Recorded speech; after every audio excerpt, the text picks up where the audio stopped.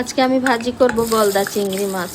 সাইজে বেশি বড় না, মোটামুটি মাঝারি সাইজের চিংড়িগুলো। আমার বাচ্চারা চিংড়ির চামড়া খেতে চায় না, সেই জন্য চামড়াটা ছাড়াতে গিয়ে চিংড়ি মাছটা কিন্তু আরও ছোট হয়ে যায়। চাইনিজে যেমন চামড়া সহ চিংড়িগুলো ভাজি করে, ওটা সহ চিংড়ি মাছটা দেখতে অনেক বড় দেখায়। যাক, চিংড়ি মাছগুলো ভাজির পরে আরও ছোট হয়ে গেছে। আমি সব মশলা একটু একটু দিয়ে ভালো করে তেলের উপর ভাজি করে এরপরে চিংড়ি মাছগুলো হালকা ভাজি করা ছিল, চিংড়ি মাছগুলোকে এখন একটু কষাবো ঢাকনা দিয়ে। পানি বের হয়ে গেছে ভিতর থেকে, হালকা একটু পানি আমি অবশ্য মশলা কষানোর সময় দিয়েছিলাম। তারপর একটু নারিকেলের দুধ দিয়ে দিলাম।